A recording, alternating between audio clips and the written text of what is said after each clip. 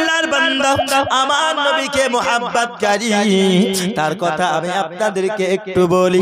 আমার নবী সাল্লাল্লাহু আলাইহি ওয়াসাল্লাম যখন দুনিয়া থেকে বিদায় নেবেন, আমার নবীজি যখন দুনিয়া থেকে পর্দা নেবেন বাবা, আমার নবী সাল্লাল্লাহু আলাইহি ওয়াসাল্লামের কাছে সাহাবায়ে কেরামরা আসার পরে বলতেছেন, নবী গো আপনি যখন বিদায় নেবেন, আপনি দুনিয়া থেকে পর্দা নেওয়ার পর আপনার জুব্বা মুবারকের উত্তরাধিকারী কে হবে? ইয়া রাসূলুল্লাহ, আপনার জুব্বা মুবারকের উত্তরাধিকারী কে হবে? সমস্ত সাহাবায়ে কেরামেরা আমার নবীর মুখের দিকে চাতক পাখির ন্যায় তাকিয়ে আছে। বলে কার নাম করবে? আমার নবী কাকে জুব্বা দেবে? কারণ পৃথিবীর জমিনে দয়াল নবীর জুব্বা যেই ব্যক্তি পেয়ে যাবে, যার কপালে এই সৌভাগ্য হবে বাবা, ইহ জগতেও লাভবান, পর জগতেও লাভবান হবে। তার মতো ভাগ্যবান মানুষ আর হতে পারে না। এরে দরদি, আরে জুব্বা তো জুব্বা, আমার নবীর শান আমার আল্লাহ এত বাড়িয়ে দিয়েছেন, আমার নবী যেই দিক দিয়ে যায় ওই দিক দিয়ে খুশবু ছড়িয়ে যায়। সাহাবায়ে কেরামেরা আমার নবীজি যখন থুতু মোবারক ফেলবে, সমস্ত সাহাবায়ে কেরামেরা আমার নবীর চারিপাশে থাকতো। কারণ নবীজি যেইখানে বাবা থুতু ফেলবে, সাহাবায়ে কেরামেরা নিয়ে গায়ে মাগবে। তার কারণ আমার নবীর থুতু মোবারক পাক, আমার নবীর কাশ মোবারক পাক, আমার নবীজির পাসিনা, দয়াল নবীজির পাসিনা এত সুগন্ধ, এত সুগন্ধ। এ দরদি, ওই নবীজি যেই দিক দিয়ে যেত চতুর্দিকে যেন খুশবু হয়ে যেত। ওরে গোলাপ নিরিবিলি তুই ছুঁয়েছিলি নবীর কদম ধুলি। একবার জোরে বলুন, ওরে গোলাপ নিরিবিলি তুই ছুঁয়েছিলি নবীর কদম ধুলি। সেই ধুলোর খুশবু কি আজ তোরা তোরে জাগে? ওরে তোরা তোরে জাগে, মুহাম্মাদের নাম জপেছিলি বুলবুলি তুই আগে। তাই টিরে তোর কণ্ঠের গান এতই মধুর লাগে। ওরে এতই মধুর লাগে মুহাম্মাদের নাম। জোরে বলুন সুবহানাল্লাহ। এ বাবাজি আমার, আমার দয়াল নবীজি মুখের দিকে সমস্ত সাহাবায়ে কেরামেরা চাতক পাখির ন্যায় তাকিয়ে আছে। কারণ আমার নবীজির জুব্বা কে পাবে? আলী পাবে নাকি আবু বকর পাবে? উসমান পাবে নাকি উমর পাবে? কোন সাহাবী আমার দয়াল নবীজির জুব্বা মুবারক পাবে? সবাই তাকিয়ে আছে, সবাই একে অপরের মুখের দিকে তাকায়। কিন্তু আমার দয়াল নবী সঙ্গে সঙ্গে বলে, এ আমার সাহাবায়ে কেরাম তোমরা শোনো, তোমরা শোনো, আমার জুব্বা মুবারক আমার এমন এক আশিককে আমি দেব, এমন এক মুহাব্বতকারীকে আমি দেব, আমার এমন এক প্রেমিককে আমি দেব, যেই প্রেমিকের কথা যদি তোমরা শোনো, যেই প্রেমিকের যদি নাম তোমরা শোনো অবাক হয়ে যাবে। ওই প্রেমিকের নাম অন্য কোন নাম নয়, ওই প্রেমিকের নাম হলো ওয়াইস রাদিয়াল্লাহু তাআলা আনহু। করম দেশে তিনি বসবাস করে। বলে নবী গো, তাকে তো আমরা কখনো দেখি নাই, তবে এত সাহাবায়ে কেরামেরা আছে আমাদের মধ্য থেকে, সাহাবায়ে কেরামরা আছেন, সবাইকে ব্যতীত ওয়াইস করণী রাদিয়াল্লাহু তাআলা আনহুকে আমার দয়াল নবীর জুব্বা মুবারক প্রদান করলেন। সবাই অবাক হয়ে গেল, কে এই ওয়াইস, কে এই ওয়াইস করণী রাদিয়াল্লাহু তাআলা আনহু? কি এমন তার মাহিত্য কি, এমন তার গুরুত্ব, আমার দয়াল নবীজি এমন কেমন ভালোবাসেন তিনাকে, যিনাকে নবী জুব্বা দিয়েছে। জুব্বা দিয়ে বলছে, এই সাহাবা, ওয়াইশ নামের তোমরা এই ব্যক্তিকে খুঁজবে, এ হচ্ছে আমার পাগলা আশিক, আমার ভালোবাসার মাহবুব বান্দা। জোরে বলুন সুবহানাল্লাহ। তো হযরতে ওয়াইশ করনের নাম শোনার পরে সাহাবায়ে কেরামরা রাসূল সাল্লাল্লাহু আলাইহি ওয়াসাল্লাম যখন বললেন, সাহাবা, আমার ইন্তেকালের পরে আমার জুব্বাটা তার কাছে নিয়ে গিয়ে দেবে এবং তাকে বলবে যেন জুব্বা পরে আল্লাহর কাছে এই জুব্বাকে ওসিলা করে যেন আমার উম্মতের শাফাআত কামনা করে। জোরে বলুন সুবহানাল্লাহ, আরো জোরে বলুন সুবহানাল্লাহ। কি কামনা করবে? সাহাবাত উম্মতের মাগফিরাত। চিন্তা করেছেন রাসূল সাল্লাল্লাহু আলাইহি ওয়াসাল্লাম আমার চলে যাচ্ছেন, তিনি বিদায় নেওয়ার সময় যে জুব্বা দিচ্ছেন এমনি এমনি দিচ্ছেন না, এমন এক ব্যক্তিকে তিনি দিচ্ছেন, এমন এক ব্যক্তিকে জুব্বা প্রদান করে, এ বাবাজি আমার আল্লাহর কাছে দোয়া করবে, তোমরা বলবে আল্লাহর কাছে যেন আমার গুনাহগার উম্মতের মাগফিরাত চাই। বন্ধুরে আমার, হযরত আমার দয়াল নবীজি সাল্লাল্লাহু তাআলা আলাইহি ওয়াসাল্লাম যখন ওয়াফাত করে গেলেন, হে বাবা, আবার যখন আমার নবী পর্দা নিলেন, সাহাবায়ে কেরামের মধ্য থেকে হযরতে উমর এবং হযরতে আলী দুজনাই চলে গেলেন ওয়াইশ করণের খোঁজে। খোঁজে যাওয়ার পরে বাবা আমার দয়াল নবী বলেছিলেন, এ সাহাবারা, তোমরা ওয়াইশ করণীকে কোনোদিন দেখোনি, তোমরা ওয়াইশ করণীকে কোনোদিন সচক্ষে দেখোনি। আমি নবীজি তার সঙ্গে আমারও কোনোদিন ডাইরেক্ট দেখা হয় না, আমার সঙ্গেও কোনোদিন দেখা হয় না। কিন্তু নবী আমার বলছেন, সাহাবায়ে কেরামরা যখন জিজ্ঞেস করছেন, ইয়া রাসূলুল্লাহ, আপনার জুব্বা তো তাকে আমরা দেব, কিন্তু তাকে চিনব কেমন করে? তাই না? আমি যদি কাউকে না দেখি কোনোদিন, তাহলে তারকে চিনার জন্য কোনো একটা দৃষ্টান্ত লাগবে কি লাগবে না? কথা বলুন না, লাগবে কি লাগবে না? দৃষ্টান্ত লাগবে। ইয়া রাসূলুল্লাহ, আমরা চিনবো কেমন করে, আমরা পেহচান করব কেমন করে? আমার দয়াল নবী বলে দিলেন, এ সাহাবায়ে কেরামেরা, তোমরা যখন ওয়াইশ করণীর কাছে পৌঁছাবে, ওগো আমার সাহাবা, তোমরা দেখবে হযরত ওয়াইশ করণী রাদিয়াল্লাহু তাআলা আনহুর ডান হাতের একটি চিহ্ন আমার দয়াল নবীজি বলে দিলে। আব্বাজি আমার দয়াল নবীজি সামনাসামনি কোনোদিন তিনি দেখেন না, তবু ওয়াইশ করণীর চিহ্ন তিনি বলে দিয়েছি। এ বাবাজি আমার দয়াল নবী তিনার হুকুম মতো সাহাবায়ে কেরামের মধ্য থেকে হযরতে উমর এবং আলী দুজনাই যখন চলে যায় বাবা করণ শহরে যাওয়ার পরে কিছুক্ষণ পূর্বে একটি ঘনবসত গ্রামের মধ্যে জিজ্ঞাসা করে, ওগো ভাইজান, তোমরা কি ওয়াইশ নামে কাউকে চিনো? ওয়াইশ নামে কাউকে চিনো? তখন বলতেছেন না, কেউ চেনে না। তার কারণ হলো হযরতে ওয়াইশ করণী রাদিয়াল্লাহু তাআলা আনহু তিনি মানুষের মধ্যে বসবাস করতেন না। আব্বাজি আমার হযরতে ওয়াইশ করণী রাদিয়াল্লাহু তাআলা আনহু পাড়া প্রতিবেশীর মধ্যে বাস তিনি করতেন না। সাহাবায়ে কেরামরা যখন জিজ্ঞাসা করলেন, সবাই বলতে যে চিনি না। তবে হঠাৎ করে একজন ব্যক্তি বলতেছে, হুজুর, আমি ওই নামে ব্যক্তি একজনকে আমি জানি, তবে এই ঘনবসত বাক্তির মধ্যে, এই পাড়ার মধ্যে তিনি বসবাস করেন না। এই যেখান থেকে দূর দেখতে পাচ্ছেন একটা জঙ্গল, ওইখানে ওই ওয়াইশ নামক ব্যক্তি ওই জঙ্গলে থাকে, আর আমাদের সবাই তাকে দিওয়ানা বলে ডাকে। কি বলে? দিওয়ানা।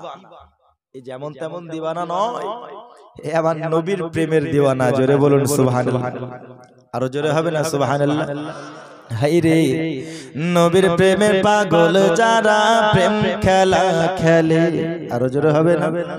নবীর প্রেমের পাগল যারা প্রেম খেলা খেলে, হাইরে নবীর প্রেমের পাগল যারা প্রেম খেলা খেলে, হাইরে পাগল ছিলেন আবু বকর, প্রেম দরিয়ায় দিলেন সাঁতার, পাগল ছিলেন আবু বকর, প্রেম দরিয়ায় দিলেন সাঁতার হাসর মিজান পার করিবে সেই প্রেমের বলে নবীর প্রেমের পাগল যারা প্রেম খেলা খেলে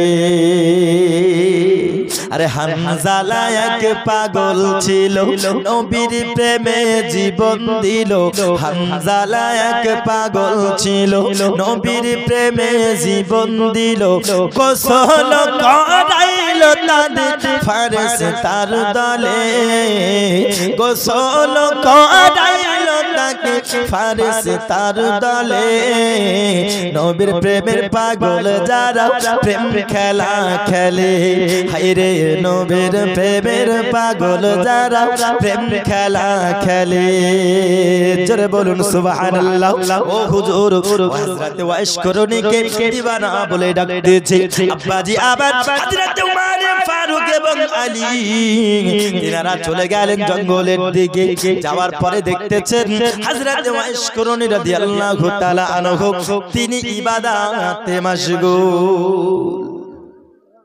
কি করছে ইবাদত করতেছে তিনাকে সালাম দিল বলতেছেন আসসালামু আলাইকুম ওয়া আলাইকুমুস সালাম বলছে আপনার নাম কি বলতেছে আমার নাম হলো হযরত ওয়াইস বলছে আপনার বাড়ি কোথায় বলছে করণ শহরে আমার বাড়ি বলতে যে হুজুর আপনার ডান হাতটা কি আমরা দেখতে পারি সঙ্গে সঙ্গে বলে অবশ্যই আপনারা দেখতে পারেন হযরত ওয়াইস করণী রাদিয়াল্লাহু তাআলা আনহু ডান হাতটা যখন বাড়িয়ে দিয়েছেন বাবা সঙ্গে সঙ্গে দুই সাহাবা দেখলেন আমার দরদি নবীজি যেই ভবিষ্যৎবাণী করে গেছে যে চিহ্ন ওয়াইস করণীকে না দেখে দিয়ে গেছেন হুবহু ওই চিহ্ন মিলে গেছে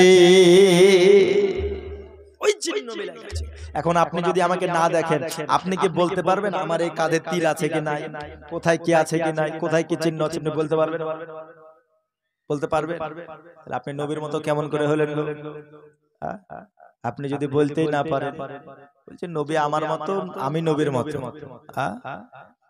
আরে রাসূল সাল্লাল্লাহু আলাইহি ওয়াসাল্লামের পাসিনা মুবারক সাহাবারা আতর হিসাবে ব্যবহার করত জোরে বলুন সুবহানাল্লাহ আর তোমার ঘামের গন্ধতে তো ভূত পালায় তাই না তুমি বলছো নবী আমার মতো আব্বা যে আবার আমার দয়াল নবীজির হুবহু ভবিষ্যৎবাণী মিলে গেল তিনি যেই কথা বলেছিলেন হযরত ওয়াইস করণীর কাঁধে চিহ্ন দিয়েছিলেন সেই চিহ্ন যেন মিলে গেল বলতেছেন হুজুর আমরা আপনার কাছে দরদি নবীর সাহাবা এসেছি সঙ্গে সঙ্গে হযরত ওয়াইস খুশি হওয়ার পরে বলতেছেন সাহাবারা আপনারা বলুন না আমার নবীর কাছ থেকে তো আপনারা এসেছেন আমার নবীর আহওয়ালটা বলুন আমার নবীর খবর আপনি আমাদেরকে দেন তখন সঙ্গে সঙ্গে হযরত উমর ফারুক এবং হযরত আলী তিনি বলতেছেন ওগো হযরত ওয়াইস করণী আমার দরদি নবীজি দুনিয়া থেকে ওফাত হয়ে গেছে দুনিয়া থেকে বিদায় নিয়ে গেছে দরদি আবার ওয়াইস করণী আমার নবীর যখন ওয়াফাতের কথা শুনেছে বাবা আমার নবীজির ইন্তেকালের কথা শুনেছে হায়রে ওয়াইস দুনিয়ার জমিনে তিনার কান্না থামে না হাওমা করে কান্না করে ওগো আল্লাহ পাক আমার দরদি নবী দুনিয়ার বুক থেকে বিদায় নিয়েছে আল্লাহ গো আমার নবীকে তুমি আমার কাছ থেকে নিয়ে নিয়েছো ইয়া রাব্বাল আলামিন আমার দরদি নবী রাহমাতাল লিল আলামিন দুনিয়া থেকে বিদায় নিয়েছে ওগো সাহাবা তবে তোমরা এখানে কেন এসেছো বলো আব্বাজি আমার সাহাবায়ে কিরামরা বলতেছেন হুজুর আমার দরদি নবীর তরফ থেকে আপনার কাছে নবীজি এই জুব্বা উপহার দিয়েছে ওগো হুজুর আর আমার নবী বলেছেন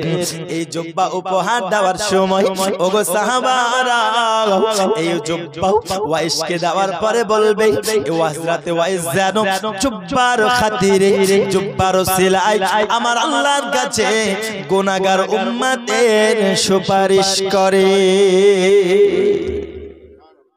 গুনাহগার উম্মতের যেন সুপারিশ করে দরদি গুনাহগার উম্মতের জন্য সুপারিশ করে।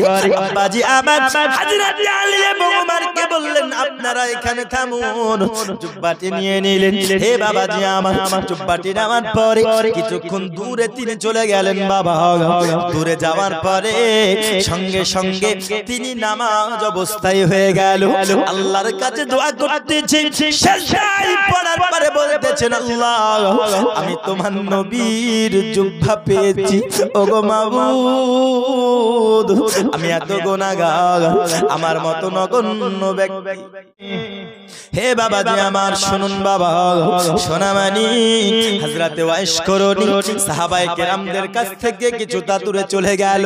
আব্বাজি আবার ওয়াইস করনি সিজদায় পড়ার পরে আল্লাহর কাছে বলতেছে ওগো আল্লাহ আমি তোমার কাছে দোয়া চাই, তোমার নবীজি আমার মতো একজন নগণ্যর কাছে জুব্বা উপহার পাঠিয়েছে গো আল্লাহ, আমি কি এই জুব্বা পরিধান করব? গায়েবী আওয়াজ আসে তুমি শোনে না, আমার দরদি নবী যখন পাঠিয়েছে অবশ্যই অবশ্যই তুমি ওয়াইস জুব্বা পরিধান করো। ওয়াইস বলতেছে আল্লাহ আমি অতক্ষণ পর্যন্ত জুব্বা পরব না যতক্ষণ না তোমার নবীর উম্মত সমস্তকে তুমি মাফ করে দাও। আরো জোরে হবে না সুবহানাল্লাহ। বাবাজি আবার ওয়াইজ বলতেছে আল্লাহ তোমার গুনাহগার উম্মতদেরকে তোমার নবীর উম্মত যেই নবীজি জুব্বার কারণে উম্মতের সুপারিশ করেছে, যেই নবীজি জুব্বার জন্য উম্মতের সুপারিশ চেয়েছে, ওই জুব্বা পরিধান আমি অতক্ষণ করব না যতক্ষণ না তুমি গুনাহগার উম্মতকে বখশিয়ে দিচ্ছ। আব্বাজি আবার আল্লাহর কাছ থেকে গায়েবী আওয়াজ চলে আসলো যাও যাও যাও আমি 3 ভাগের মধ্যে 1 ভাগ উম্মতকে maaf করে দিলাম। হযরত ওয়াইস করনি মাথা উঠাই না আল্লাহর কাছে বলতে আল্লাহ তুমি আরো গুনাহগার উম্মতকে maaf করো, আরো গুনাহগার উম্মতকে maaf করে দাও, আরো গুনাহগার উম্মতকে তুমি জান্নাতি বানিয়ে দাও। আব্বাজি আবার আল্লাহর কাছ থেকে আবার আওয়াজ আসে দরদি ওগো ওয়াইস যাও যাও যাও আরো কিছু গুনাহগার উম্মতকে ক্ষমা করে দিলাম। হে বাবাজি আমার এমন করে বারংবার আল্লাহর কাছে দোয়া করে আল্লাহ পাক আল্লাহ তাআলা অল্প অল্প অল্প অল্প করে গুনাহগার উম্মতকে ক্ষমা করতে যায়। হঠাৎ যেন সাহাবায়ে কিরাম আলী এবং উমর তিনারা চলে আসলেন, আসার পরে হযরতে ওয়াইস করনির সিজদা তিনি ভঙ্গ করে দিলেন। হে বাবাজি আমার আলী এবং উমর দেখতেছে দীর্ঘ সময় হয়ে গেল ওয়াইস করনি এখনো তো আসতেছে না, হঠাৎ এত দেরি কেন? তখন তিনারা গিয়ে দেখেন হযরতে ওয়াইস করনি আল্লাহর কাছে উম্মতের মাগফিরাত করা, আল্লাহর কাছে উম্মতের জন্য বখশিশের দোয়া চায়। সঙ্গে সঙ্গে ওয়াইস করনি বলতেছেন হে নবীর সাহাবারা আপনারা এত তাড়াতাড়ি কেন চলে আসলেন? আপনারা যদি আর কিছুক্ষণ সময় আপনারা দিতেন, কিছুক্ষণ সময় যদি আপনারা আর থাকতেন, আমি এক এক করে নবীর সমস্ত উম্মতকে maaf করিয়ে নিতাম। জোরে বলুন সুবহানাল্লাহ, আরো জোরে বলুন সুবহানাল্লাহ। এই দেখুন বাবা আমার দয়াল নবীজি হযরতে ওয়াইস করনিকে কত সুন্দর করে গুনাহগার উম্মতের জন্য বখশিশের মাধ্যম বানিয়েছে। আব্বাজি আবার নবীকে যারা ভালোবেসেছেন হযরতে ওয়াইস গুনাহগার উম্মতের বখশিশের আশা রেখেছে। শুধু তাই নয় রে বাবা, আমার নবীকে যারা ভালোবেসেছেন সবাই নবীর খুশি চেয়েছে, আর আমার নবী খুশি তখন যখন গুনাহগার উম্মতেরা জান্নাতি হবে। কখন? যখন গুনাহগার উম্মতেরা জান্নাতি হবে। কেন? কারণ ওয়ামা আরসালনাকা ইল্লা রাহমাতাল লিল আলামিন।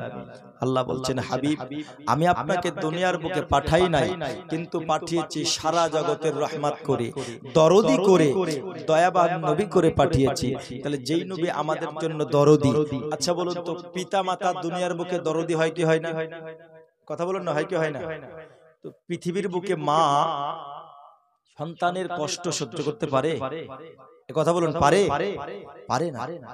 তাহলে মা যদি সন্তানের কষ্ট সহ্য করতে না পারে, মায়ের থেকে কোটি কোটি লক্ষ লক্ষ গুণ মায়া মমতা দরদ আমার নবীর অন্তরে উম্মতের জন্য। জোরে বলুন সুবহানাল্লাহ। তাহলে উম্মতেরা জাহান্নামের আগুনে পড়বে, উম্মতেরা জাহান্নামে থাকবে, আমার নবী সহ্য করতে পারে? আমার নবী বলেন, আমার একটি গুনাহগার উম্মত যার অন্তরে রায় পরিমাণ আমার প্রতি মোহাব্বত আছে, সেই উম্মত জাহান্নামে যতক্ষণ থাকবে আমি নবী জান্নাতে যাব না। জোরে বলুন সুবহানাল্লাহ। আব্বাজি আমার, এ বাবাজি সোনা মানে, আমার নবীজির উম্মতদেরকে ওয়াইশ করুনি, শুধু মাফ করান নাই, আমার নবীর উম্মতের জন্য, আমাদের জন্য শুধু ওয়াইশ করুনি রাদিয়াল্লাহু তাআলা আনহু দোয়া করে নাই। দরদি আমার নবীজির কন্যা জান্নাতি রমণী মা ফাতেমা জননী, তিনার যখন ওয়াফাতের সময় আসলো বাবা, তিনার যখন ইন্তেকালের সময় আসতেছে, হযরত আলী রাদিয়াল্লাহু তাআলা আনহু বলতেছেন, ওগো ফাতেমা, তুমি যখন নবীর কাছে যাবে, তুমি যখন নবী সাল্লাল্লাহু আলাইহি ওয়াসাল্লামের কাছে যাবে, আমি আলীর জন্য তুমি অবশ্যই অবশ্যই তুমি সুপারিশ করবে। ও ফাতেমা, তুমি নবীর কাছে যাওয়ার পরে আমার শাফাকে তুমি শাহাদাত দেবে, কারণ আমার নবীজি হযরতে ফাতিমা রাদিয়াল্লাহু তাআলা আনহার 6 মাস পূর্বে ইন্তেকাল করে গেছে। হে বাবাজি আমার, আমার নবীজি যখন ইন্তেকাল করবে তখন আমার নবীজির মনটা যেন ভারী, কারণ মা ফাতেমা এবং সবাইকে ছেড়ে তিনি দুনিয়ার বুক থেকে বিদায় নেবে। আম্মা জান ফাতেমা জননী রাদিয়াল্লাহু তাআলা আনহা বলেন, আব্বা জান, আপনার মনটা কেন এত ভারী, আপনার মনটা কেন এত খারাপ? আমার নবী বলেন, মা জননী, আমি দুনিয়ার বুকে আবার সময় শেষ, আমি দুনিয়া থেকে বিদায় নেব, আমি দুনিয়া থেকে পর্দা নেব। ওরে মা জননী, আমি যদি চাইতাম নবীজি সারা জিন্দেগি দুনিয়াতে থাকবো, আল্লাহ দুনিয়াতে আমায় সারা জীবন রেখে দিত, কিন্তু কুল্লু নাফসিন যায়িকাতুল মাউত, প্রত্যেক নফসকে মৃত্যুর স্বাদ চাখতে হবে। মারে, আল্লাহর এই আয়াতকে হুকুমকে পালন করার জন্য আমি নবীজি দুনিয়া থেকে পর্দা নেব, দুনিয়া থেকে পর্দা নেব। তখন হযরতে ফাতিমা রাদিয়াল্লাহু তাআলা আনহা, তিনার মনটা বড় খারাপ, তিনি হাউমাউ করে কান্না করতে লাগছে। তার কারণ তিনার পিতা, তিনার কলিজার টুকরা, তিনার নয়নের মণি আব্বা জান, তিনার আব্বা জান ইন্তেকাল করে যাবেন। কেউ যদি জানতে পারে, আপনাদের মধ্যেই ধরুন ডাক্তারে যদি কারো বাবাকে বা কারো সন্তানকে সময় দিয়ে দেয় আর 1 মাস সময় আছে, তারপরে মারা যাবে, কতটা কষ্ট হবে অন্তরে? হবে না? কষ্ট হবে। আমার মা ফাতেমা জননী রাদিয়াল্লাহু তাআলা আনহার মনে কত কষ্ট, তিনি কান্না করতেছেন। আমার নবী বলেন, ফাতিমা, তুমি কান্না করো না মা, তুমি কান্না করো না, আমি নবীজি আমার 6 মাস পর তুমি চলে আসবে আমার কাছে। আরো জোরে হবে না সুবহানাল্লাহ? আমার নবীজি দুনিয়ার বুকে থাকতে ভবিষ্যৎবাণী করে গেছেন ফাতেমার প্রতি। হযরতে ফাতিমা তিনি 6 মাস পরে যখন ইন্তেকালের সময় এসেছে, আব্বাজি আমার, আমার আব্বা জান বলেছে আমি 6 মাস পরে ইন্তেকাল করে যাব। হঠাৎ যখন 6 মাস হয়ে গেল, সঙ্গে সঙ্গে তিনি সবাইকে ডাক দিয়া কই, হযরতে আলী তিনাকে ডাক দিয়া কই, স্বামী গো,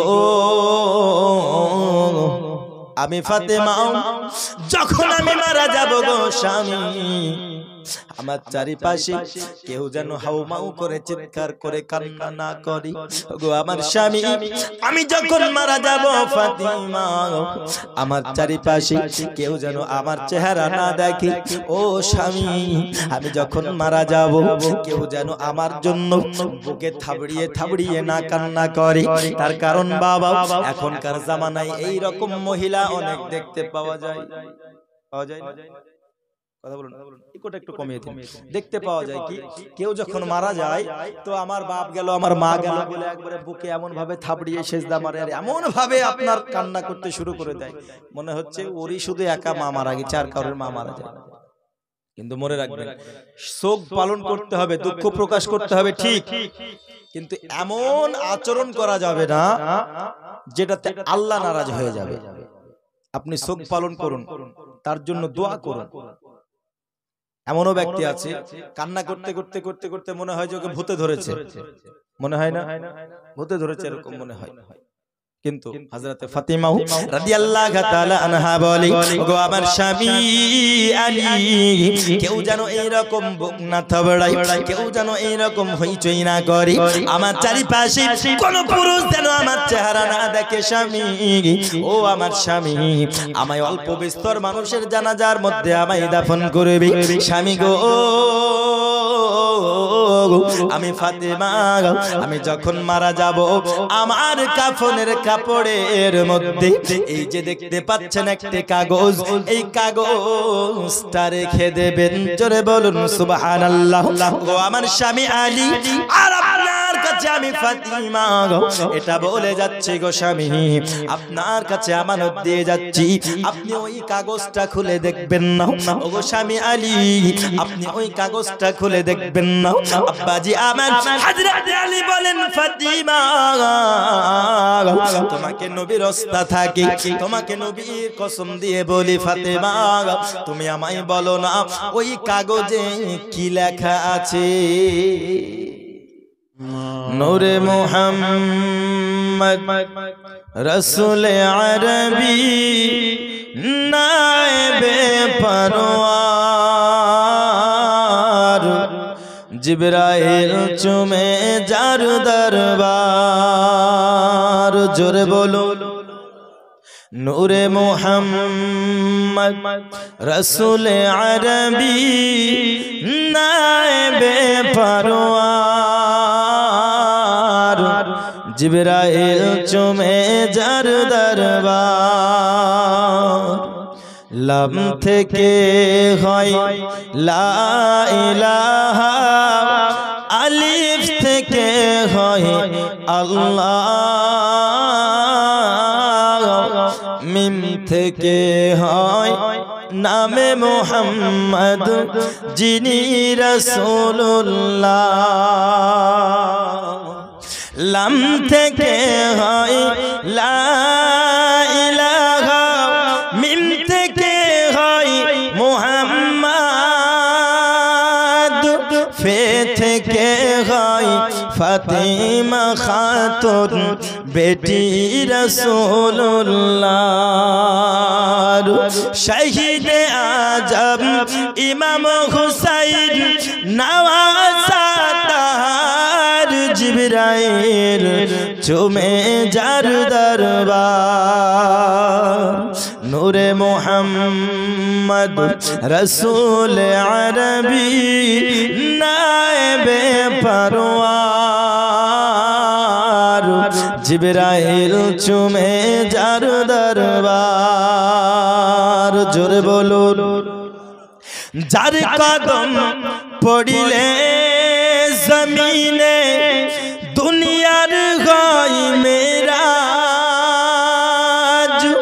রসুল পাকের জোতা মুবারক আরশে আজিমের তাজ। যার কদম পড়িলে জমিনে দুনিয়ার হয় মেরাজ, রসুল পাকের জোতা মুবারক আরশে আজিমের তাজ। ওগো সেই নবীর রওজা চুমিলে হবে জান্নাতের হকদার, জিবরাইল চুমে যার দরবার। নূরে মুহাম্মদ রাসূল আরবি নায়েবে পরওয়ার, জিবরাইল চুমে যার দরবার। হে বাবাজি আমার হযরতে ফাতিমা তিনি বলেন আলী গো আপনি খবরদার খবরদার ওই কাগজটি খুলে দেখবেন না ওগো আমার স্বামী ওই কাগজটি আপনি খুলে দেখবেন না হযরতে আলী বলেন ফাতিমা তুমি আমায় বলো না তোমায় নবীর রাস্তা দিচ্ছি তোমায় নবীর দোহাই লাগে তুমি আমায় বলো ওই কাগজে কি লেখা আছে আব্বাজি আমার নবীকে যারা ভালোবেসেছেন আমাদের জন্য তারা কতটা ভেবেছেন আরে নবী তো নবী নবীর আশিকরা ও নবীর উম্মতের জন্য পেরেশান থাকে জোরে বলুন না সুবহানাল্লাহ কিন্তু বাবা আমরা হতভাগা মুসলমান ওই নবীর উম্মত নিজেকে দাবি করি কিন্তু প্রমাণের দিকে আমরা যাই না ওই নবীকে ভালোবাসি আমরা মনে মনে বলি কিন্তু নবীকে ভালোবাসার সময় যখন আসে আমরা পিছপা হয়ে যাই দরদি নবীর সম্বন্ধে যখন কেউ কটূক্তি কথা বলে আমাদের লোম পশম যেন খাড়া হয় না আব্বাজি আমার শুধু মুখে বললেই নবীকে ভালোবাসা হবে না ভালোবাসতে হলে নবীর সুরাত সিরাতকে অন্তরে নিতে হবে আমার নবীর সিরাতকে আমার নবীর চলাকে আমার নবীর বলাকে আমার নবীর জীবন বৃত্তান্ত নিজের করে নিতে হবে তাহলে নবীকে ভালোবাসা হলো আর যদি নবীর সিরাতকে নিজের করে নেওয়া যায় লাকাদ কানা লাকুম ফি রাসূলিল্লাহি উসওয়াতুন হাসানাহ পৃথিবীর জমিনে আমার নবীর জীবন যাত্রাও আমার নবীর জীবন যাপন আমরা উম্মতের জন্য হলো দৃষ্টান্ত ওই নবীর জীবন সমূহ ফলো করে আমাদেরকে চলতে হবে হবে কি হবে না আমরা যদি বলি যে নবীকে ভালোবাসি নবীকে আমরা মানি বলে আমরা নবীর দিওয়ানা নামাজ পড়তে পারবো না আমরা নবীর দিওয়ানা টিভি দেখা বন্ধ করব না আমরা নবীর দিওয়ানা তাস খেলা বন্ধ করব না আমরা নবীর দিওয়ানা আজান হলে মসজিদেতে যাব না বলছে নবী খুব আমরা খুব নবীর মোহাব্বত নবীর দিওয়ানা আমরা কিন্তু আজান দিলে মসজিদের দিকে আগায় না নবীকে ভালোবাসলো বলুন বাসলো মেয়েরা বলতেছে আমরা নবীর দিওয়ানি বাজার যাওয়া বন্ধ করব নি আমরা নবীর দিওয়ানি সিরিয়াল দেখা বন্ধ করব নি আমরা নবীর দিওয়ানি স্বামীকে গালি দেওয়া ছাড়ব নি এই হচ্ছে আজকালকার মুসলমান শুধু মুখেই বলে যে নবীকে ভালোবাসি নবীকে ভালোবাসি কিন্তু নবীর যে সুরাত নবীর যে সিরাত নবীর যে রাস্তা নবীকে যে অনুসরণ করতে হবে নবীর জীবন বৃত্তান্ত কেউ ফলো করে না ফলো করে কেউ ফলো করে না যদি ফলো করতো আজকে মুসলমান ইহজগতে লাভবান হতো পরজগতে লাভবান হতো আজকে মুসলমান নবীর এমন জীবন বৃত্তান্ত ফলো করে মানে ফলো করেই না নইলে মুসলমান আর অমুসলিমের মধ্যে পার্থক্য করা এখন মুশকিল হয়ে যায় হয় না গো মুশকিল হয়ে যায় একজন মুসলিম এবং একজন অমুসলিম দুইজন যদি এক জায়গায় দাঁড়িয়ে থাকে ওকে চিনায় মুশকিল যে কে মুসলমান আর কে অমুসলিম কেন ও প্লাস্টার করে দিয়েছে মুখে মানে ডেটো করে দিয়েছে ও ধরেন দাঁড়িয়ে চেঁচে চেঁচে বুঝলে না না পোশাকে আশাকেও মুসলমানের মতো আছে না তার লেবাসে মুসলমানের মতো আছে না সুরাতে না সিরাতে না কিছুতে এখন পৃথিবীর বুকে মানুষেরা ফ্যাশন করতে গিয়ে ইসলামকে হারিয়ে দিচ্ছে হারাচ্ছে না ইসলামকে হারিয়ে দিচ্ছে কিন্তু বাবাজি আমার এমন করে হলে আমার নবীকে ভালোবাসা হলো না আব্বাজি আমার ওই নবীকে ভালোবাসতে হলে দরদি নিজের জীবনকে নবীর জীবনের সঙ্গে পাল্টে দিন হে বাবাজি আমার আমি যেটা বলতেছিলাম আমার নবীকে যারা মুহাব্বত করে দরদি তারাও আমার নবীর উম্মতের জন্য অর্থাৎ আমাদের জন্য কতই না চিন্তা করেছি হযরতে ফাতিমা রাদিয়াল্লাহু তাআলা আনহা তখন সঙ্গে সঙ্গে বলে ওগো আমার স্বামী আপনি যখন আমার নবীর দোহাই দিয়েছেন আপনি যখন আমার নবীর রাস্তা দিয়েছেন ওগো আমার স্বামী শুনুন ওই কাগজে কি লেখা আছে স্বামী গো তবে আপনি শুনুন কি লেখা আছে শুনবেন শুনবেন আচ্ছা 5 ওয়াক্ত নামাজ পড়েন এমন ব্যক্তিরা বাদ দিয়ে যারা নামাজ পড়ে না দুইজন ব্যক্তি হাত উঠে বলুন তো আজ থেকে আমি 5 ওয়াক্ত নামাজ পড়ব ইনশাআল্লাহ দুইজন ব্যক্তি কেউ নাই বিপদে পড়ে গেছে হুজুর আপনাকে তো দেখে মনে হচ্ছে আপনি রেগুলার নামাজ পড়েন যে নামাজ পড়ে না তাকে আমি বলছি 5 ওয়াক্ত পড়তে হবে এমনটা না আপনি সর্বপ্রথম 1 ওয়াক্ত দিয়ে শুরু করুন এমন কেউ পারবেন দুজন যে হুজুর আমি একক কিছু না হলো দিনে একবার করে পড়বো? আপনি একক দিয়ে শুরু করুন না, আস্তে আস্তে আস্তে আপনার নামাজের প্রতি মহব্বত হয়ে যাবে। বলুন সুবহানাল্লাহ। এই মহব্বত হবে না গো? একজন দুইজন ব্যক্তির মধ্যে একজনও হলো না হাত তুলে বলে হুজুর আমি একক হলো পড়বো। যিনারা রেগুলার নামাজ পড়ে তারা বাদ দিয়ে উনি হাত উঠে কি এটা প্রমাণ করতে চাইছেন নাকি যে হুজুর আমি রেগুলার পড়ি না? সামনে রমজান শরীফ আসছে, সামনে রমজান শরীফ একটু আদা করেন। এই যে সামনে রমজান আসছে বুঝলেন, তো একজন ব্যক্তি ওখানে পাওয়া গেল না, এত টাকা খরচ করে জালসা করে কি লাভ? তাই না, কোনো লাভ নেই। এই যে সামনে রমজান আসছে তাও মানুষ বুকে হাত দিয়ে বলতে পারছে না। এই রমজান মাসে বুঝলেন ফেসবুক খুললে মনে হয় যে স্টোরি গেলাও মনে হয় টুপি মাথায় দিয়ে দেখতে মন যায়। ফেসবুক স্ট্যাটাস গেলা কেন? কারণ ফেসবুকের রমজান মাসে ফেসবুকের হুজুর গেলা সব জানে একদম নামাজি হয়ে যায়, 5 ওয়াক্ত নামাজি, কিন্তু মোবাইলে স্ট্যাটাস দেয় বুঝলেন, মোবাইলে ভিডিওতে ছাড়ে যে আলহামদুলিল্লাহ একদিন মক্কা মুকাররমাতে গিয়ে নামাজ পড়বো, বাড়ির পাশে মসজিদে যায় না কোনোদিন, ও মসজিদে গিয়ে মক্কাতে একদিন নামাজ পড়বে ইচ্ছা রাখছে। এই যে সামনে রমজান মাস আসছে বুঝলেন, রমজান মাস আসছে, এখন একটা গ্রামে একটা পীর সাহেব গেছে বুঝলেন, পীর সাহেব গিয়ে বলেছে এই যে সামনে রমজান আসছে, এই রমজানে রোজা রাখতে হবে। তো মুরিদরা জিজ্ঞেস করছে হুজুর রোজা কি?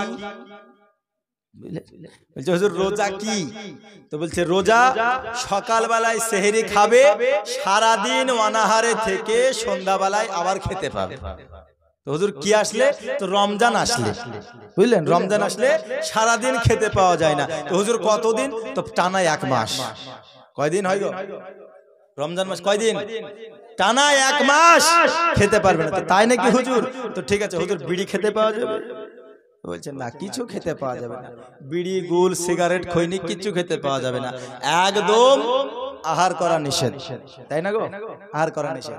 তো পীর সাহেবের কথা শুনেছে বুঝলেন যে রমজান আসলে কোনো কিছু খাওয়া যাবে না, একদম সারা দিন। তো এবার পীর সাহেব চলে গেছে, বলছে তাহলে মুরিদেরা থাকো, আমি আবার 1 মাস পরে আসবো বুঝলেন, আবার 1 মাস পরে আসবো। তো পীর সাহেব চলে গেছে। এইবার যখনই আপনার পীর সাহেব চলে গেছে, মানে আপনার পীর সাহেব এসেছিল রমজান মাসের একদিন আগে বুঝলেন, একদিন আগে, তো তিনি ঘোষণা করছে কাল থেকে। তো পীর সাহেব যখন চলে গেছে তো গ্রামের মানুষ বলা বলি করছে এই গ্রামের এই মাথাতে একটা গেট কর আর এই মাথাতে একটা গেট কর আর পাহারাদার রেখে দে, রমজান যেন না আসে গেটে দিয়ে, রমজান যেন গেট দিয়ে না আসে বুঝলেন, রমজান গেট দিয়ে আসা যাবে না, সে যে বাপের বেটাই হোক না কেন। তো এবার গেট করেছে, এবার গেট করার পরে সবাই আসে আর তাকে ধরে তোর নাম কি? আব্দুর রহমান, চলে গেল। আর একজনকে ধরে তোর নাম কি? আব্দুর রহিম, চলে গেল। এবার একজন আপনার ছোট ব্যবসায়ী, শাগের ব্যবসায়ীকে ঢুকতে দিচ্ছে, আপনার হাড়ি কোড়ার ব্যবসায়ী নাম আলাদা ঢুকতে দিচ্ছে বুঝলেন। যখনই একজনকে দেখছে ছোটখাটো একজন ব্যবসায়ী, বলছে তোর নাম কি? তো বলছে আমার নাম রমজান। বলছে তোর ঢোকা হবে না, তোর ঢোকা হবে না। তো বলছে ভাই আমাকে ঢুকতে দিস না, এই গ্রামে ঢুকলে আমার 2000 টাকা মতো লাভ হয় গো যখনই আমি আসি এই ছোটখাটো ব্যবসাতে। বলছে তোর 2000 টাকা লাভ হয়, আমরা তোকে 3000 টাকা দিচ্ছি, তোকে 3000 টাকা দিচ্ছি, তাও তোর গ্রামে ঢোকা হবে না। তো এবার ব্যবসায়ীগুলো আপনারও ভাবছে যে যাই হোক 2000 টাকা আমার হয়, 3000 টাকা যখন বিনা খাটনিতে হয়ে যাচ্ছে তাহলে গেট থেকে ঘুরে যাওয়া ভালো, তাই না? গেট থেকে ঘুরে যাওয়া ভালো। তো গেট থেকে ঘুরে গেল। এখনকার মানুষের চেহারা এই অবস্থা, মানে রমজান আসতে দেবে না নাকি? তো আপনারা হচ্ছেন ওইরকম মুসলমান যে রমজান মাস আসছে নামাজ আমরা পড়বো না। আপনারাও হয়তো হুজুর নামাজ কি? এমন কোন মায়ের লাল দুটো হলো না যে হুজুর আমি নামাজ পড়বো 1 ওয়াক্ত হলো। এই যে সামনে রমজান মাস আসছে, কারা কারা রোজা রাখবেন না হাত তুলুন তো। এই দেখেন বুঝে গেছে বুঝলেন, এই জন্য বলে একটা লোক বারবার চলে না। কারা কারা কারা কারা এবার রোজা রাখবেন হাত তুলুন। রোজা রাখবেন তো?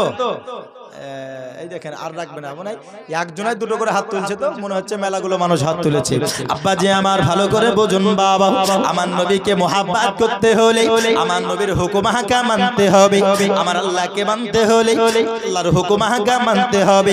আব্বা জি আবার হযরত ফাতিমাতুজ জোহরা রাদিয়াল্লাহু তাআলা আনহা বলতেছে, গো আমার স্বামী ওই কাগজে কি লেখা আছে শুনেন না। আমার আব্বা জান যখন আপনার সঙ্গে আমার আমার বিবাহ ঠিক করেছিল। ওগো আলী, আমার আব্বা জান আমার কাছে হঠাৎ করে একদিন আসার পরে বলতেছে, ওগো ফাতিমা, আমি আলীর সঙ্গে তোমায় 400 আপনার চাঁদির মোহরের বিনিময়ে বিবাহ ঠিক করেছি। জোরে হবে না সুবহানাল্লাহ? কয়শো? 400। তুমি কি বিবাহ হতে রাজি?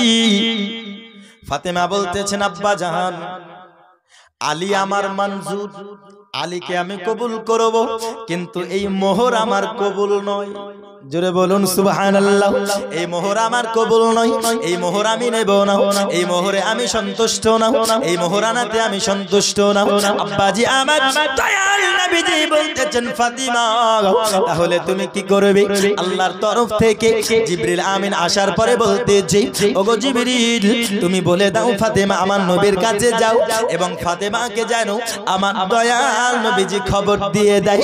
জিবরিল আসার পরে দয়াল নবীর কাছে আসার পরে বলতেছে, নবী গো, ওগো নবীজি, ফাতেমার মোহরানা আমার আল্লাহ জান্নাতের সমস্ত নিয়ামত এবং জান্নাত মুকাররার করে দিয়েছে। আল্লাহ মোহরানার হিসাব দিয়ে পাঠাচ্ছে। ফাতেমার মোহরানা আল্লাহ মোহরানা বিনিময় কি রাখছে? জান্নাত আর জান্নাতের সমস্ত নিয়ামত। জোরে বলুন সুবহানাল্লাহ। আসার পরে ফাতেমাকে জানানো হলো, ফাতেমা জান্নাতও কবুল করলেন না। জোরে বলুন সুবহানাল্লাহ।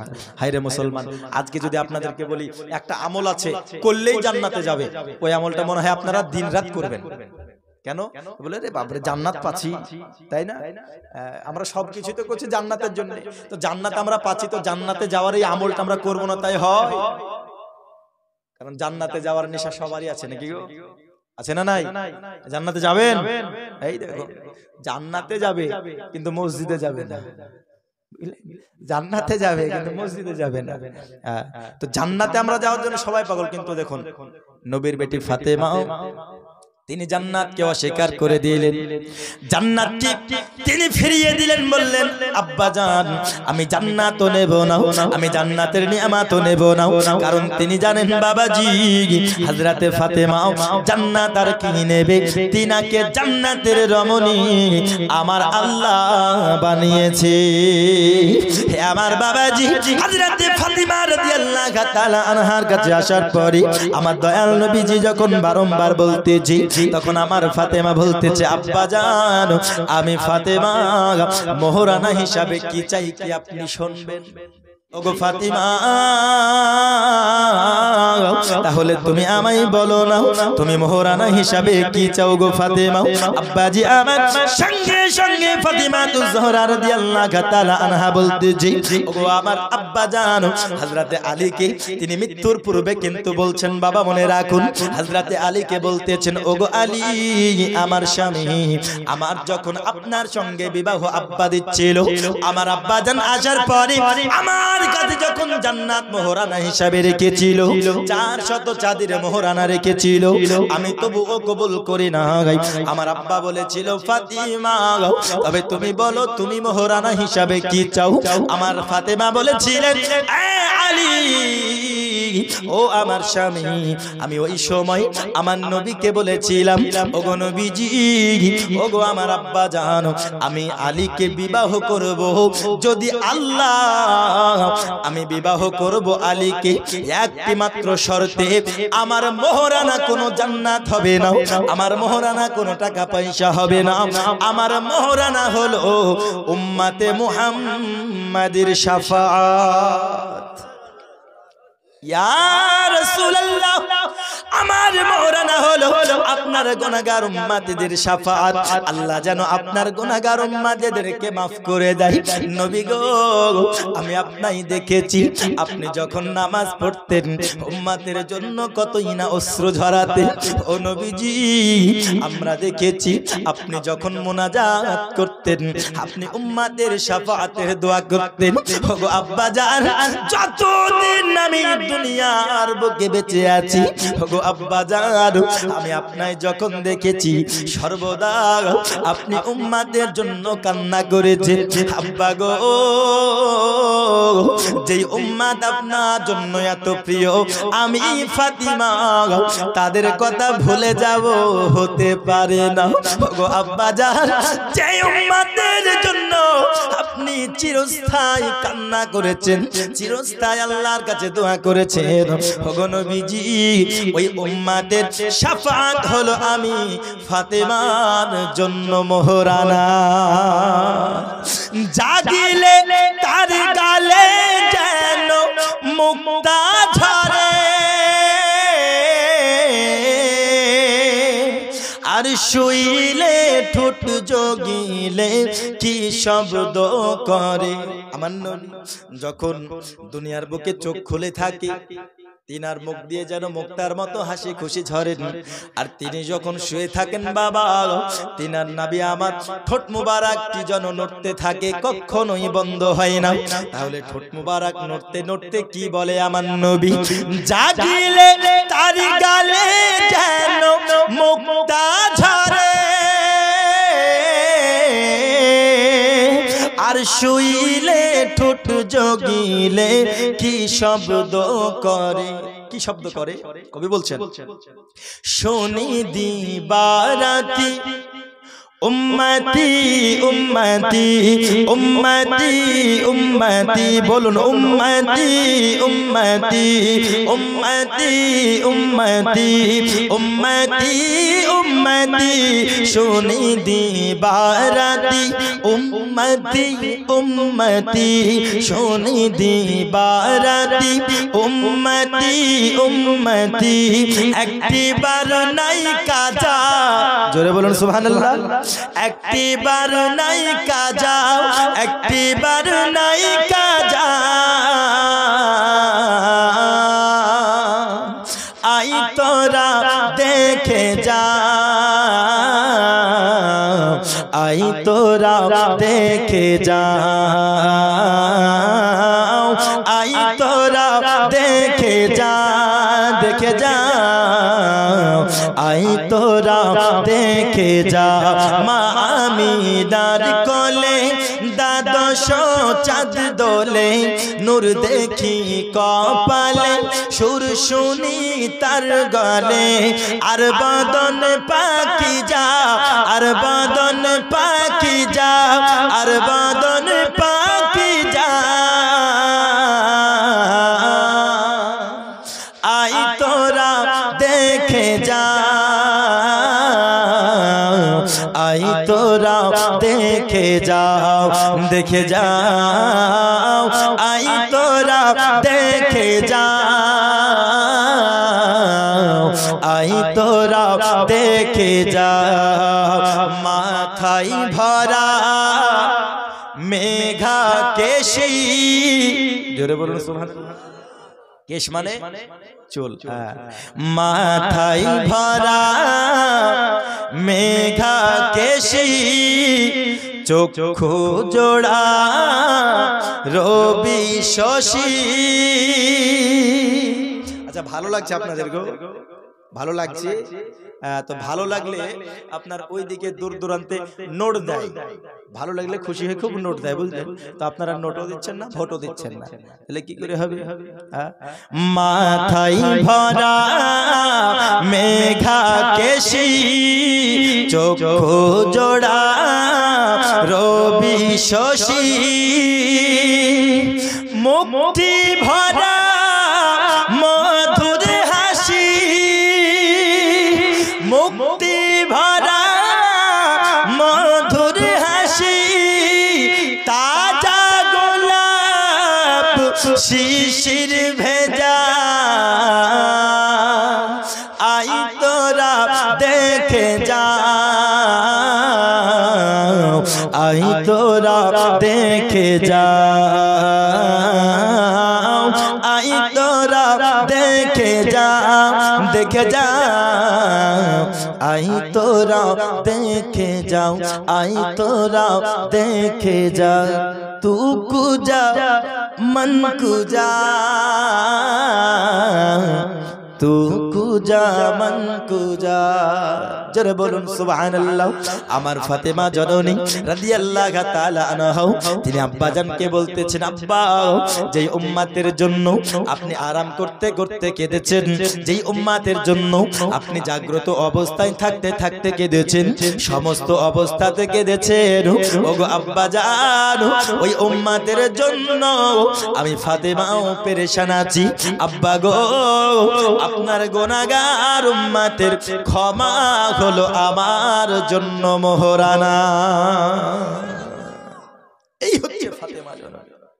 দেখতে হবে মহিলাটাকে আমার দয়াল নবীর কন্যা, দয়াল নবীর বেটি, অমনি তিনার মধ্যে এত সুন্দর গুণ নেই। আর সেই কাগজের মধ্যে লেখা ছিল জাআলতু শিফাআতা উম্মতি মুহাম্মাদিন সাদাকু ফাতিমাতান, অর্থাৎ ফাতেমার সাদকাতে নবী মুহাম্মদ রাসূলুল্লাহ সাল্লাল্লাহু আলাইহি ওয়াসাল্লামের উম্মতেরা শাফাআত হয়ে জান্নাতে যাবে। জোরে বলুন সুবহানাল্লাহ, আরো জোরে বলুন সুবহানাল্লাহ। এই শব্দটা লেখা ছিল, ওই কাগজটা আলীকে বলতেছেন, আলী গো ওই কাগজটাও আমি মারা যাওয়ার পরে আমার কাফনের মধ্যে রেখে দেবেন। এ আমার বাবাজি হযরত আলী রাদিয়াল্লাহু তাআলা আনহু বুঝে গেলেন, সঙ্গে সঙ্গে ওগো ফাতেমা তুমি উম্মতের জন্য কত পেরেশান। আরে আমার দরদি হযরত ওয়াইস করুনি আল্লাহর কাছে শাফাআতের দোয়া চেয়েছেন। আমার মা ফাতেমা জান্নাতকে তারাক করে দিয়েছে, জান্নাতকে আপনার ছেড়ে দিয়েছে, জান্নাতের নিয়ামতকে ছেড়ে দিয়েছে একমাত্র আমরা গুনাহগার উম্মতের জন্য। আর আমরা হতভাগা উম্মত ওই নবীকে ভালোবাসতে পারি না, ওই নবীকে মুহাব্বত করতে পারি না। কেমন করে বাবা আমরা ফাতেমার মতো নবীকে ভালোবাসতে পারবো? কেমন করে আমরা হযরত ওয়াইস করণের মতো ভালোবাসতে পারবো? দরদি সাহাবায়ে কেরামের মধ্য থেকে হযরতে আবু বকর, হযরতে উমর এবং আলী তিনারা জিজ্ঞাসা করতেছে, ও হযরতে ওয়াইস করণী আপনারা কি আপনি কি আমার নবীকে কোনদিন দেখতে কেন যান নাই? ওগো ওয়াইস করণী আপনি যখন আমার নবীকে এত মুহাব্বত করেন, এত ভালোবাসেন, তবে আপনি কেন আমার নবীকে দেখতে যান নাই? আপনি যখন এতই নবীকে ভালোবাসেন, তবে নবীকে নিজের সাক্ষাৎ নিজের স্বচক্ষে কেন একবার দেখতে যাননি? মনে প্রশ্ন জাগবে কি জাগবে না? জাগবে। কেন? কারণ ভালোবাসার টানে মানুষ কত দূর পর্যন্ত পাড়ি দিয়ে দেয়, দেয় না? দেয় না? পাড়ি দিয়ে দেয়। বলে এ জগৎ এখানে যদি থাকে, ভালোবাসার টানে মাঝে মাঝে ফেসবুকে দেখতে পাওয়া যায় যে আপনার চীন থেকে চলে আসলো বাংলাদেশ, ভালোবাসার টানে আসছে না? আবার বলছে কি ওই রাশিয়া থেকে নাকি চলে আসলো, নাকি কোন দেশ থেকে কোন দেশে, মাঝে মাঝে এখন তো ঘরে ঘরে নিউজ, তাই না গো? ঘরে ঘরে রিপোর্ট। হ্যাঁ, কেউ যদি মানে একটু জোরে পেদে দেয়, বুঝলেন, ওটা মনে হয় নিউজ হয়ে যাবে। ঘরে ঘরে এখন নিউজ, মানে মোবাইলে যে আছে, নিউজের রিপোর্টারের দরকার হবে না, আপনি শুধু মোবাইলটা ভিডিও রেকর্ডিং করে ছেড়ে দেন, ব্যাস। যদি একটু আশ্চর্য হয় ভাইরাল হয়ে যাবে, হবে না? ভাইরাল হয়ে যাবে। গত পরশুদিন আমি জালসা করে আসছিলাম, গত 24 পরগনা থেকে আসছিলাম আমি, 4-5 দিন হবে। মোবাইলে দেখছি হ্যাঁ আপনার ফ্রি ফায়ার খেলুন আর বউ জিতুন, তাই লিখছে, বুঝলেন? ফ্রি ফায়ার খেলুন আর বউ জিতুন, মানে বকেও মনে হয় ফ্রি ফায়ারে ধরছে নাকি। কি জাহেলিয়াতের যুগ আবার ঘুরে চলে আসছে। দেখুন রাসূল সাল্লাল্লাহু আলাইহি ওয়াসাল্লামের আগমনের পূর্বে এই রকম অবস্থা ছিল। মানুষ জুয়া খেলতো, জুয়া খেলতে খেলতে নিজের কন্যাকে, নিজের বিবিকে হেরে যেত, হেরে যাওয়ার ভয়ে জিন্দা দাফনও করে দিত। কিন্তু আমার নবী সাল্লাল্লাহু আলাইহি ওয়াসাল্লাম আসার পরে সঠিক পথ দেখালেন, কিন্তু হায়রে মুসলমান, আবারও সেই পথভ্রষ্ট এবং সেই যুগ আবার ফিরে আসছে। এখান থেকে বুঝতে হবে, ইসলাম যখন ইসলামের জায়গাতে মুসলমান রাখতে পারবে না, তখনই কিয়ামত সংঘটিত হবে। ঠিক কিনা? এই জোরে বলুন ঠিক কিনা? আর সেটাই হচ্ছে এখন ঘরে ঘরে নিউজ। তো এই জগৎ থেকে ওই জগৎ পাড়ি দিয়ে দিচ্ছে, এক দেশ থেকে আরেক জগৎ চলে যাচ্ছে। কিসের জন্য? ভালোবাসার টানে। কিসের টানে? ভালোবাসার টানে। তো এই হযরতে ওয়াইস করণীকে জিজ্ঞেস করছেন, হুজুর তাহলে আপনি যদি নবীকে এতই ভালোবাসেন, আপনি নবীকে একবার কেন দেখতে যান নাই? একবারও কেন দেখতে যান নাই? তো হযরতে ওয়াইস করণী তিনি বললেন, এই নবীর সাহাবারা, অবশ্যই আমি যেতে পারি নাই। কেন? কারণ আমার কাজে এবং আমার ইসে আমি খুব ব্যস্ত ছিলাম, আমার ব্যস্ততার কারণে আমার যে সব ছাগল বকরিগুলো ছিল এগুলো চড়ানোর জন্য আমি ব্যস্ততার জন্য আমি যেতে পারি নাই, কিন্তু আমার ভালোবাসাতে একটু কমতি হয় নাই। জোরে বলুন সুবহানাল্লাহ। বলতে যে সাহাবা তোমরা কি আমার নবীকে দেখেছো? হযরতে আবু বকর, হযরতে উমর এবং হযরতে আলী বলতেছেন অবশ্যই নবীকে দেখেছি। ওয়াইস করুনি বলে সাহাবা তোমরা তো আমার নবীকে দেখেছো, আমি কোনোদিন দেখি না, তবে একটু বলো না আমার দয়াল নবীজি দুই ভুরুর মিডিলটা কেমন রয়েছে, মিলানো আছে নাকি আলাদা আছে? আমার নবীর ওই ভুরুটা কেমন করে আছে একটু বলো। জোরে বলুন সুবহানাল্লাহ। হযরতে ওয়াইস করুনি প্রশ্ন করছে তোমরা বলো। এ আমার আব্বাজিরা হযরত উমর এবং আলী তিনারা চিন্তা করার পরে তিনারা উত্তর দিতে অক্ষম হলেন। তিনারা আপনার বাবা তিনারা উত্তর দিতে পারলেন না। ওয়াইস করুনি তিনি উত্তরের সঙ্গে সঙ্গে দিয়ে দিল আর বলতেছেন সাহাবা আমার নবীজিকে আমি আমার জাহিরি চোখে দেখি নাই তো কি হয়েছে, আমি আমার অন্তরের নজরে হাজার হাজার বার নবীকে দেখেছি। আমরা নবীকে দেখতে চাই কি চাই না? আমরা নবীর রওজা দেখতে চাই কি চাই না? জোরে বলুন চাই কি চাই না? নবীর রওজা শরীফ দেখে মন ভরে না, নবীর রওজা শরীফ দেখে মন ভরে না, দিদার দাও গো শাহে মদিনা। বলুন আমিন, আমিন বলুন না। গজলের মাধ্যমে কিন্তু রসুলকে চাওয়া হয়ে যাচ্ছে আমাদের, হচ্ছে না? রসুল যেন আমাদেরকে দিদার দেয় এই চাওয়াটা হচ্ছে কি হচ্ছে না? চাওয়া হচ্ছে। কবি বলছেন নবীর রওজা শরীফ দেখে মন ভরে না, নবীর রওজা শরীফ দেখে মন ভরে না, দিদার দাও গো শাহে মদিনা, দিদার দাও গো শাহে মদিনা।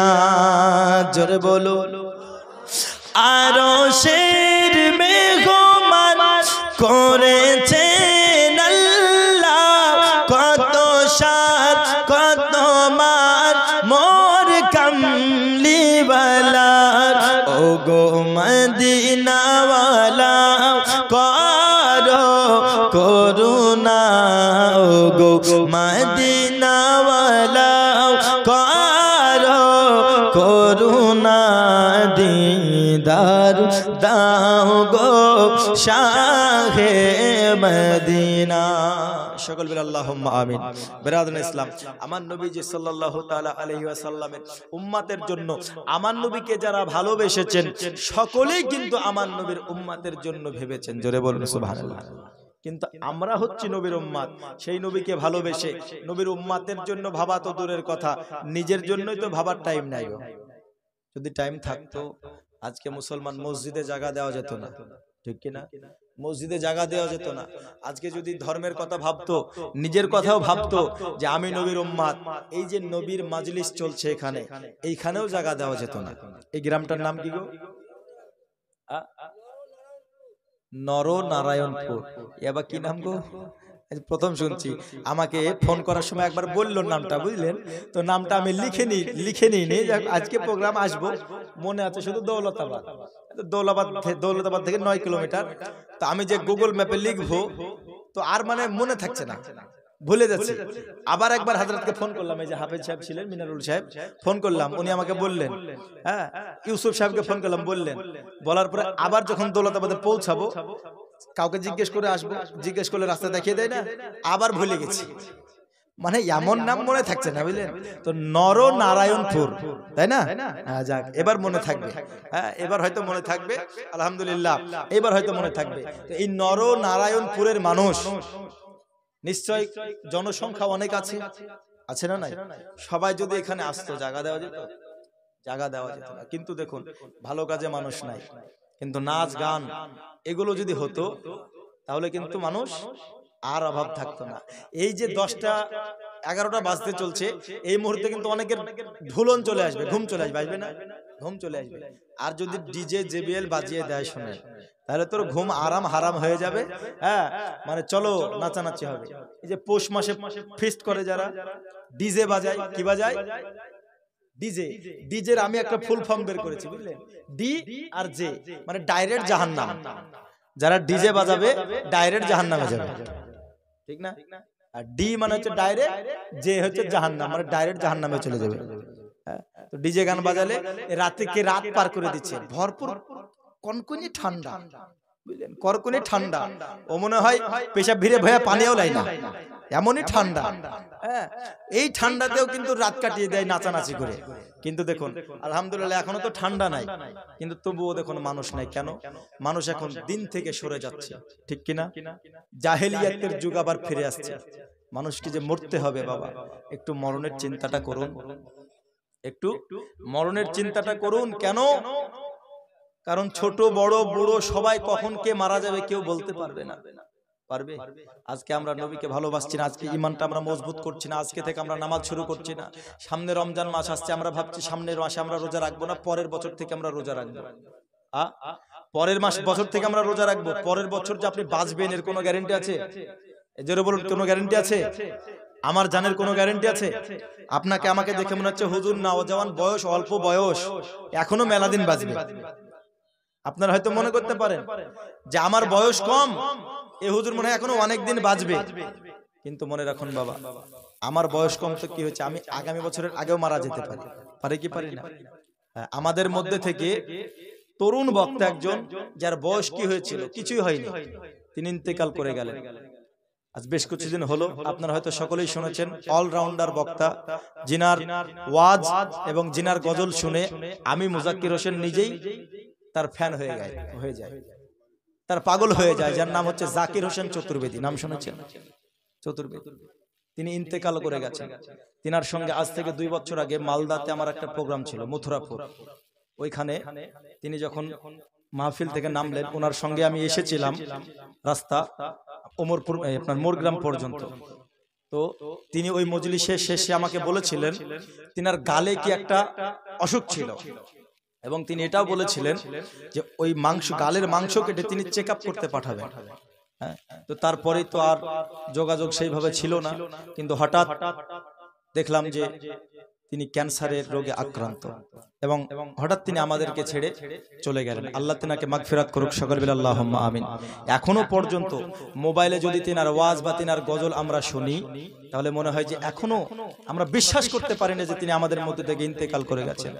মনে হয় যে এখনো আমাদের মধ্যে আছে, এখনো মনে হয় আমাদের মধ্যে আছেন। তিনি কত সুন্দর গজল বলতেন। ও গো মায়ামিনা তোমায় বলি শোনো না, ও গো মায়ামিনা তোমায় বলি শোনো না, তোমার বুকে, তোমার বুকে শুয়ে আছে, তোমার ঘরে এলো দেখো তাজদারে মদিনা, ও গো মায়ামিনা তোমায় বলি শোনো না। এই গজলটা ওনার মুখে আপনারা ইউটিউবে শুনে নেবেন, খুব সুন্দর লাগে। যাই হোক, তিনিও ইন্তেকাল করে গেলেন। তিনার বয়স কিন্তু বেশি না, খুব জোর 32 থেকে 34 হবে, এইরকমই হবে। আজ আমার বয়স আপনারা ভাবছেন হয়তো 24-25 এইরকম হবে, হবেও তাই, কিন্তু আমি 26 বছর পর্যন্ত বাঁচবো এর কোনো গ্যারান্টি আছে? কোনো গ্যারান্টি নেই। তাই আমি বলি বাবাজি, পৃথিবীর বুকে যতদিন বেঁচে আছেন, ইহজগতে লাভবান হওয়ার জন্য, পরজগতে লাভবান হওয়ার জন্য কখনো একটা কথা ভুলবেন না যে আমরা নবীর উম্মত। আমরা কি? আমরা কি বলুন? নবীর উম্মত। আপন জনের কান্না যত সবই শুনতে পাবে, বুক ফাটবে তো মুখ ফুটবে না, কেমনে জবাব দেবে?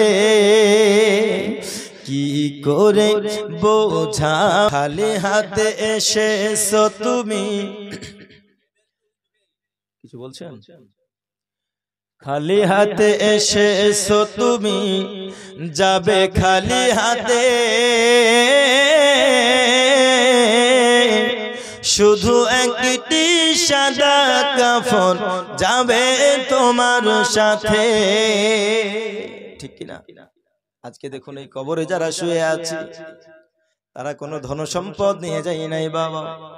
2 তলা 3 তলা বাড়ি, 5 তলা বাড়ি, 10 লাখ 20 লাখ ব্যাংক ব্যালেন্স যাদেরও ছিল, অনেকেই গোরস্থানের মধ্যে শুয়ে আছে।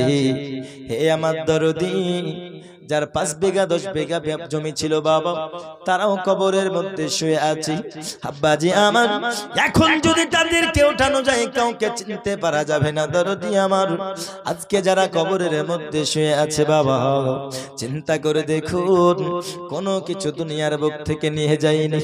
দুনিয়ার বুক থেকে যদি নিয়ে যায় বাবা, শুধু আমল আর ঈমান নিয়ে গেছেন। জোরে বলুন না সুবহানাল্লাহ।